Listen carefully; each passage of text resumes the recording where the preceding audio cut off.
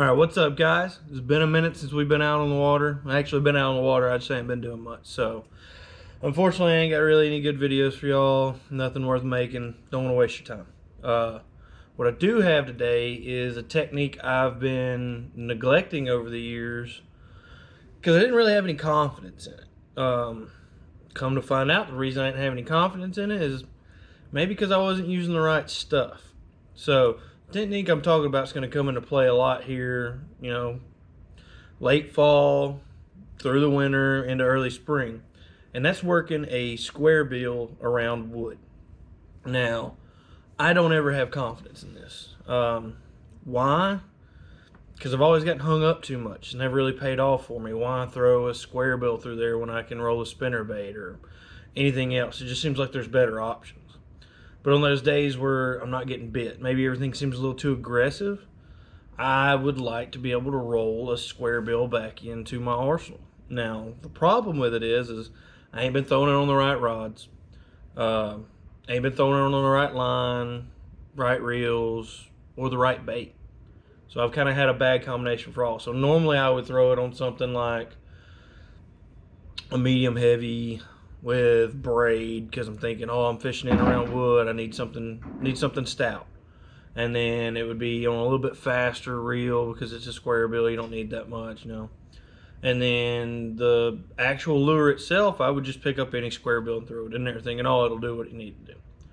For the most part, they kind of will. It depends on the make and the models and everything. But what I've been rolling into here lately, and I've only got one of them, and what I'm figuring out is that your balsa baits, they excel in wood. Why?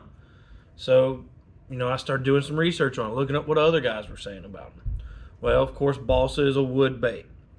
Rapala is one of the big ones that make a lot of balsa baits. I picked up some, or I had one. I picked it up and put it in a tree, and I noticed it was a lot more buoyant.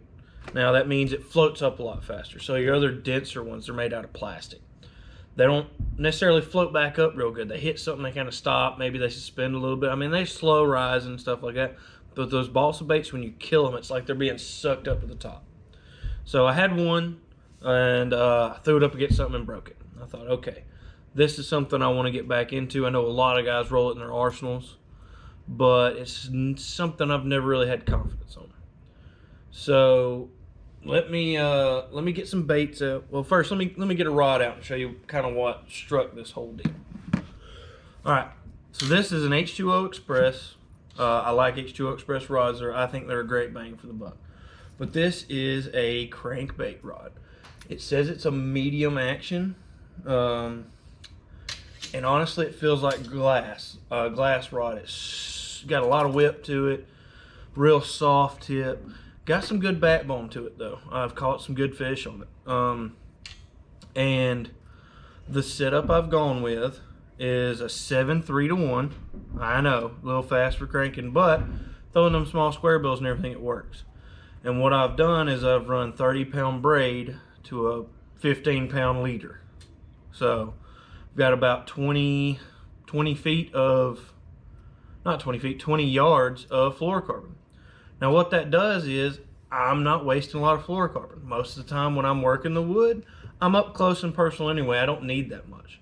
I tie a real good fluoro to braid knot. I tie an FG knot on it when I've got the time, when I'm on the water. Just a quick Alberto knot works just fine for me. So that's the rod, and this is kind of what started giving me the confidence because I started throwing all those regular square bills around it, and I wasn't getting hung up as much. I mean, look at the bend in that rod.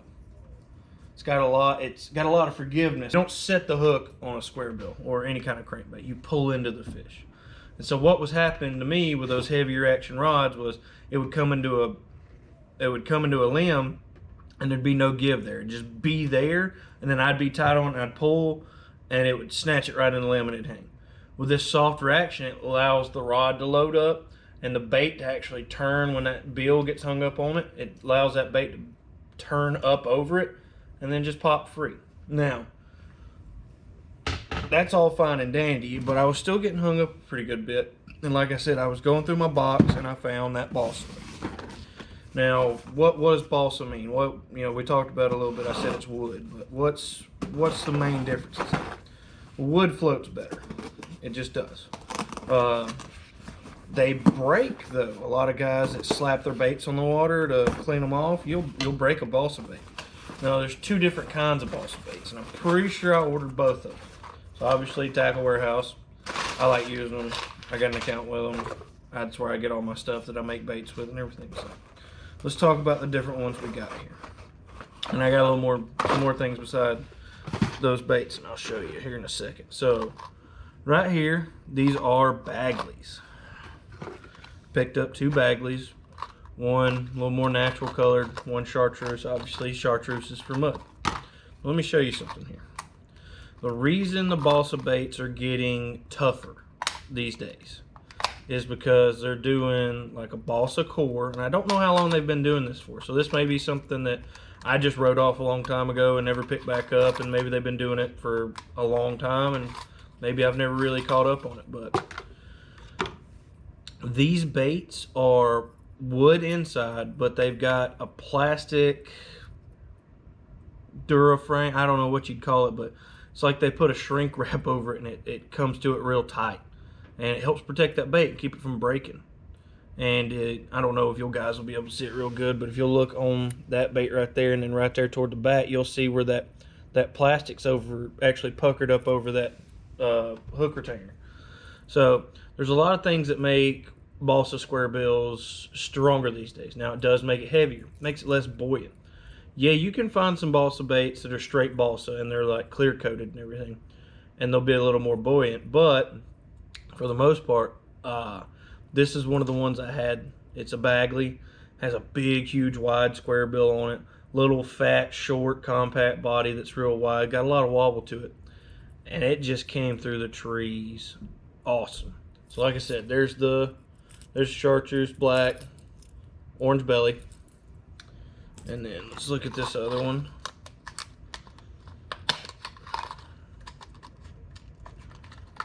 Now it says these dive 0 to 3 feet, and they're 5/16 on the weight. Then this one's more your natural, a little bit of chartreuse toward the bottom of it, a little orange on the bottom, brown back, a little more natural coloration to it. They're both a little bit with that chartreuse and orange belly. If I'm gonna be working around trees, you want to, they call it worming it through it, which is when you're worming, throwing a big worm and everything, counting rocks on the bottom, fishing real slow and meticulous. You kind of want to do that with square bill through the trees. You want to feel everything. When you come up to a limb and you feel it stop, you stop. Give it a little bit of slack back, and what it does is that square bill comes up. Your line's obviously going over the top of the limb, and it hits that square and it stops. Yeah, you can pull it and it'll pop over the top, but a lot of times when that top gets pulled back straight, that hook catches just like that. So when you pull it in, you pull it tight, you just want to stop, and it'll float up just like that, and you get right back into it. And it triggers a lot of bites that way. So those were the Bagleys I ordered. Now, here's some that they're not, one of them is not balsa, and I'll tell you why in a minute, why I picked it up. But so right here's one. This is the new, I think they're new, Rapala BX. Let me get the name right. BX Brat 3 Floating Hard Rolling Action Balsa Extreme Series. So this is another one of those. It should be balsa coated, or it should be a coated plastic in a balsa bait. I'm pretty sure. I'm not 100% to be honest with you. And a boil, yep. All right, so the BX Brat features a heavy-duty shell for extreme durability and a buoyant balsa inner core, perfect for extreme shallow water casting. Hard rolling action, traditional Rapala square lip for unique actions. So if you'll look, this is that Bagley again. See how wide his square bill is compared to that Rapala? It's just a little, it's a lot. It's a 1/4 of an inch or better. So this one's going to have a bigger, wider, harder action. This one's going to be more subtle. So this will be more of a wintertime presentation. I think we shouldn't have quite as much wobble to it. I just really like those bag lids up. So here's the other one I picked up, and it is a balsa extreme series as well. So apparently I thought I ordered 2 different kinds, but apparently I did not. So what's the difference in them? Because I know there were 2 different sections. 10 grams, 3 ounce, 5 centimeters, floating, hard rolling action, 3 feet depth. So apparently there's not any difference in them like I thought there was. But I don't know if you'll be able to see it here. If you look in there real close, you can see that balsa inner core. I don't know if you guys are going to be able to see it, but I can sure enough see it. It's in there.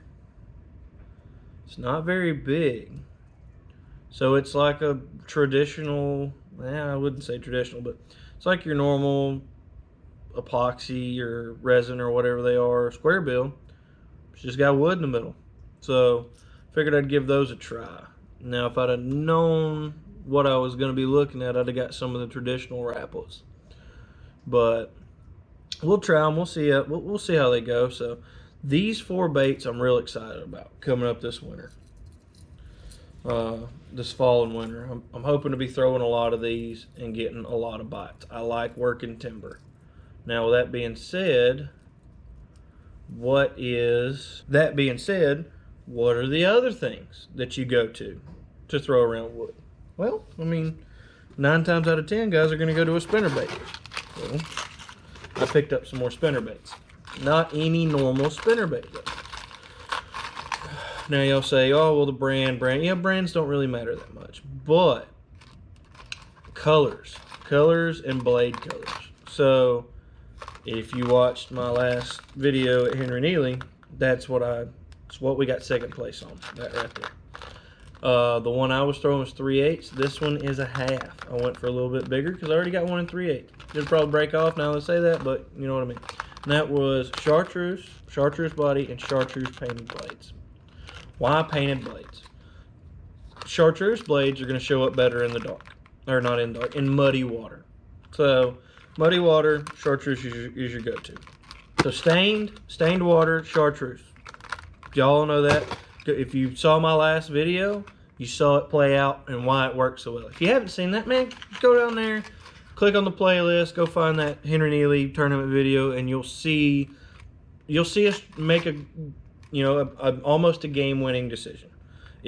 I was sitting down deciding what color to go with spinnerbait, and I picked that one up, and that caught 4 out of our 5 keepers. So what else did I get? What else is going to be a game changer? So on those cloudy days where the water's clear, or there's no cloud, there's cloud cover, no sun out whatsoever. Well, your blades really aren't going to flash that much on your silvers and your golds. More your golds than your silvers, because they've got to pick up sunlight to flash. That's when you go to painted blades. I got white on white, and this one's called Coleslaw. White double willows. Like I said, these are going to be good for clear water when they're feeding on shad. And it's not really a flash as much as just a color change, and they see it and come to it. And then when that water's got a little mild stain to it, or maybe when they're on a little bit more on a bluegill, chartreuse front blade, white back blade, chartreuse in the actual skirt. So that's what I'm gonna be rolling with, trying to perfect a little bit. I already throw a spinnerbait quite a good bit, but I mean, these are what I'm gonna try and excel at. Now let's look at a quick comparison real quick. So this Bagley is a 5/16 ounce bait, and it dives 1 to 3 feet. The Rapala is a 3/8 bait, and it dives up to 3 feet, it says, and it's 2 inches long. So to do the conversion for you guys, because there might be some of y'all out there that don't know the conversions. So 5/16, 3/8. So the 3/8, if you double it you'd get 6/16. So a 1/16 heavier for this bait. This bait is a 1/16 heavier than this one. but this one's bigger by a pretty substantial bit. That's because this entire thing is balsa, and this one only has a core insert and most of it on the outside. This one's going to be stouter and hold up to more probably, whereas this one, if you smack it against some stuff, it's probably going to break. I don't know. We'll test it. We'll get out there and we'll work with it. Maybe my next video I go out, I'll use only these baits, and we'll see if we can get something on it. If we do that, I'm going to have to go somewhere like Henry Neely or something like that to try and get on some timber. But anyway, guys, I'm sure when I edit this video out, it may not be that long. I'm trying to get the video somewhere around that 15-minute mark or something like that. If it's not, I may show y'all my jig making process, may pour some up. Or if this video is long enough and y'all want to see that, leave a comment. Tell me if you want to see me make some jigs. I can make some jigs from scratch, showing you putting the hook in the mold, pouring the lead, painting it, cooking it, putting a skirt on it, and having it ready to go. But anyway, guys, thanks for tuning in. I know mostly it's just my friends watching, but guys, I appreciate it. I don't expect any delusions of grandeur out of this, but I enjoy doing this, man. It's something that's fun that, you know, doesn't make me angry. Playing Xbox makes me angry. Y'all know. Y'all play with me. But I like making these videos. So if you would, give me a subscribe, give me a like, and let's keep this thing rolling, guys.